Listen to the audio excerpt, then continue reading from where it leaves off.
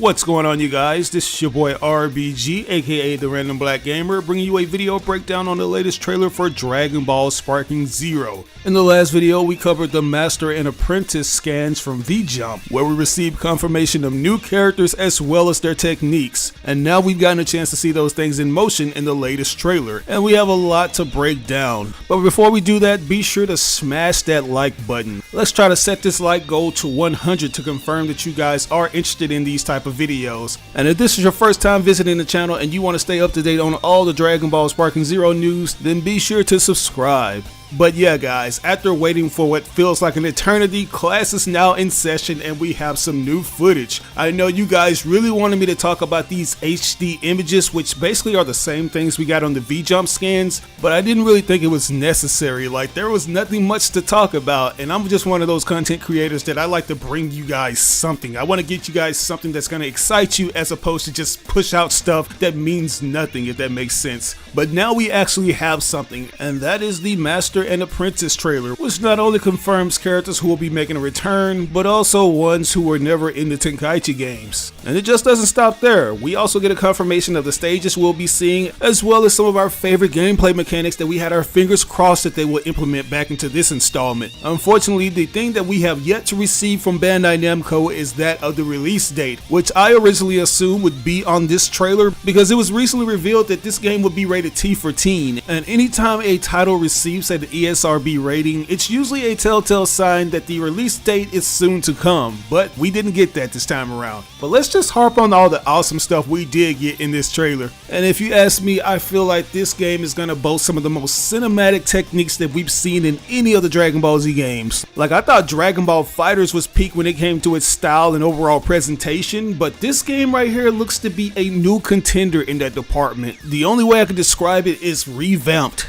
All the moves, even though we've seen these moves in previous Tenkaichi games, they all look like they've been improved upon, and they actually have some new camera angles to give them that extra flair. And I'm not sure if I'm just reaching with this one, but I feel like this trailer confirmed that each character will have dynamic in-game dialogue tailored to specific characters that they fight. If you guys remember, in the original Tenkaichi trilogy, we could only do this by way of special character introductions, and there's the story mode where characters would do these dialogue exchanges mid-battle. But it looks like it's going to allow us to do more outside of that realm, like where we actually take our battles online against other players. And I am all for this. This is something that I've been wanting to see in the Tenkaichi games for so long, and if it's confirmed that we do have it, I will be a happy camper. Anyways, guys, the first thing we have to talk about is this technique which is done by Piccolo, where he rushes Gohan, grabs his arm, and proceeds to launch him in the air and spits out a devastating blast of energy. And if you guys have played any of the previous installments, or you've actually watched the show, then you know this to be the explosive breath cannon. And as I mentioned earlier, it looks like they've changed it up a little bit. I'm not sure if they kind of reduced the way that Piccolo does physical damage by way of punches and kicks, but I really love how they reworked the camera angles and actually given the power coming from Piccolo's mouth a little more flair. Given the fact that Piccolo only used this move a few times during the earlier arcs of Dragon Ball Z, I think it's safe to assume that this is going to be one of the first variants we see of the character, with many more to come. But moving on, we have Kid Gohan, which based off his aesthetic will feature moves from the Saiyan and Namekian saga. And a returning technique that he uses is the full power energy blast volley, where he rapidly shoots out energy blast. And I gotta be honest with you guys, I am not the biggest fan of this move. I feel like it's a waste of a move slot. In all honesty, I think they should just give everybody this technique as a manual thing that you can do as opposed to just a super attack. But hey, it is what it is. Gohan has been known to do this a lot in the manga and the series, but I'm really confused why they didn't take this time to showcase his other technique that was shown off in the V-Jump scans, which is the Demon Flash Bullet Rush attack, where he wails on his opponent with a flurry of punches and proceeds to blast him to oblivion. Would have been nice to see what kind of new details they added to that animation, but I guess we'll just have to wait and see when the game comes out. Moving on, we get a taste of the Turtle Hermit's finest in the form of Master Roshi, Yamcha, and Krillin. Although these guys are on the lower end of the power scale, I really love what the animators bring to the table with them. Like, it's always a treat seeing how they're going to translate the Wolf Fang Fist and many other moves that were featured in the old games. And to no surprise, all of those classical moves have been given a visual upgrade. As you can see with Master Roshi, he's going to be using a few of his Drunken Master techniques in the form of this grapple, except this time it seems like the attacks are going to change compared to the previous installments, which is a good thing because I wanted to see them do something different with that.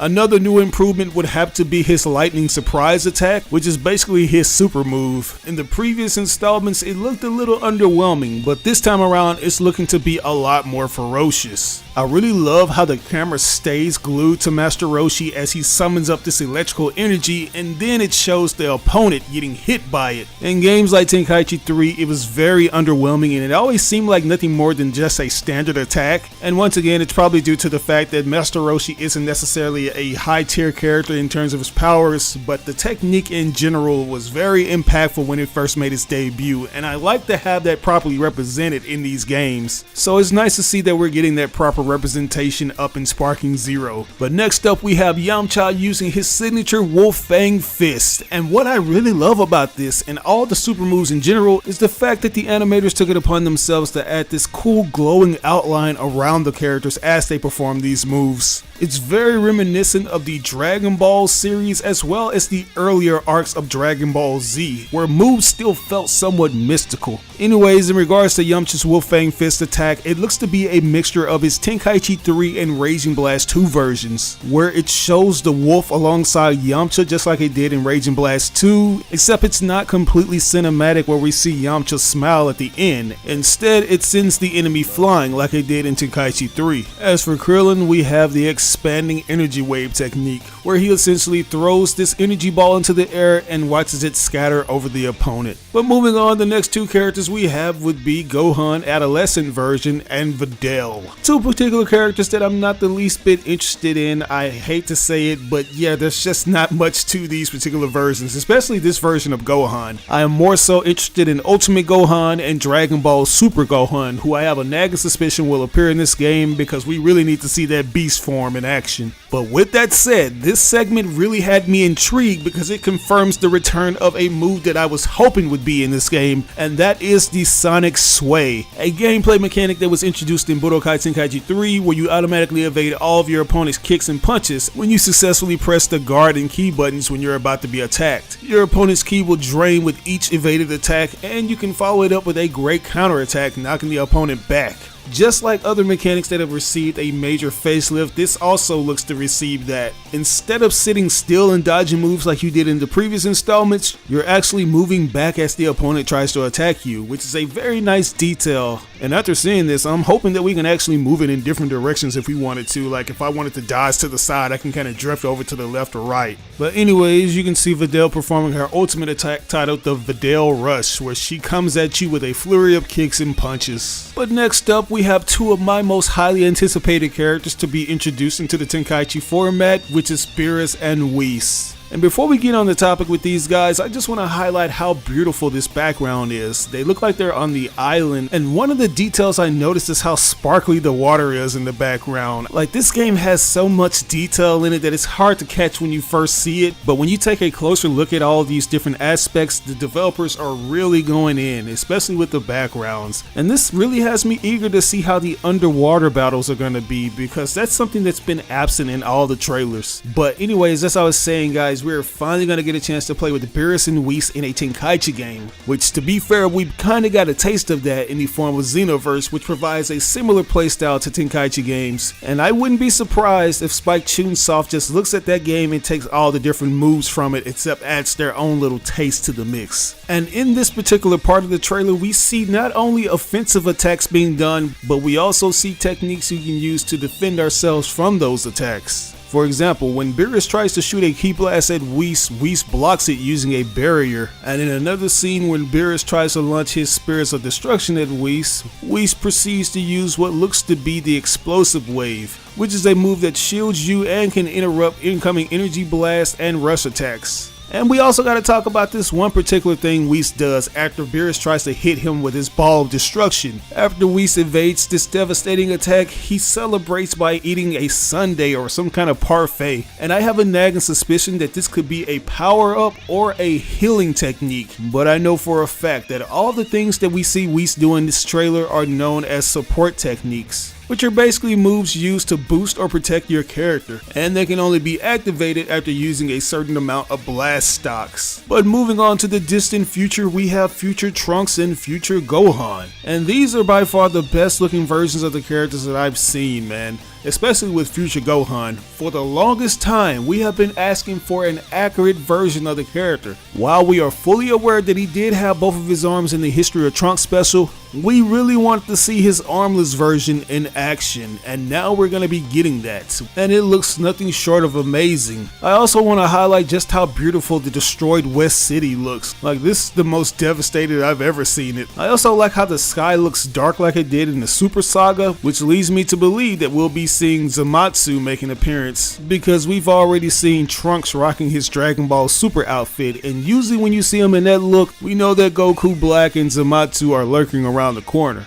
But as you guys can see, we have future Trunks going up against future Gohan in what looks to be a sparring match to teach Trunks how to turn into Super Saiyan. And we see Trunks perform what looks to be his Finish Buster attack, when all of a sudden the match is interrupted by the destructive tyrants themselves, Android 17 and 18. And it's from there that we get a brief taste of what looks to be both of their super finishing moves. We see Android 18 perform a technique called the Sadistic 18, where she rushes at our opponent with an elbow to the face and a roundhouse kick to the arm, which is a reference to her fight with Vegeta. She then proceeds to grab the opponent by the leg and throws them to the ground, where she teleports beside them and kicks them in the stomach. There's also versions of the move where she turns away as she shoots her opponent with a finger beam. Instead of getting the move in full, we see it spliced in with Android 17's Sadistic Dance ultimate finisher, which is a team attack where him and his sister beat their enemy to a pulp shortly before rising to the air to finish them off with a deadly rain of ki blasts. Shortly after witnessing that devastating greatness, we see the Z Fighters of the future return a favor by way of Super Saiyan attacks, where we see future Trunks use the burning attack, and we see future Gohan use the fierce combination, where he kicks his opponent, then flies up past the opponent and flies back to roundhouse and punch them away, and he grabs the opponent by the ankle and shouts "die" as he flies downward to slam them into the ground and deliver a one-handed Kamehameha. We also get a montage of everybody else's ultimate finisher, which I feel like we should have gotten in full in the trailer as opposed to just showing us some random super moves that aren't the most powerful in their arsenal. But hey, it was nice that we got them anyways. We have been seeing them in the images, so it was nice to see them in motion, even if it was only for a brief moment. But with all that said, that's all I got for you guys today. I hope you enjoyed this breakdown because I had a blast making it.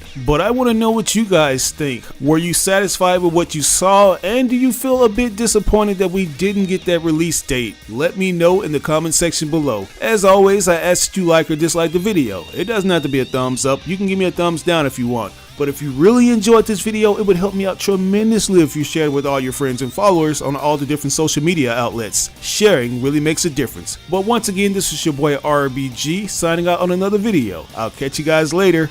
Peace out. As a successful YouTube user, I often get questions asking what I use to get my videos tons of views. And the answer to that is TubeBuddy. This thing has helped me take my channel to the next level in ways I never imagined. It's a browser extension that helps new and experienced YouTubers grow fast and optimize their channels. I've been using this extension for years, and it's constantly getting updated with new features, like the SEO tool that helps me come up with the perfect title, description, and tags to get more people to click on my videos. It even provides you with analytics beside your videos to see how much traffic your video is generating from various social media sites. The extension is absolutely free, but as a special offer, we're giving a 50% discount for channels that have less than 1,000 subscribers that purchase the Pro upgrade. All you have to do is enter in the code RisingStarBuddy. So if you're interested in starting a YouTube channel or taking your content to the next level, download the extension now. You can do so by clicking on this link that will be provided in the description of this video.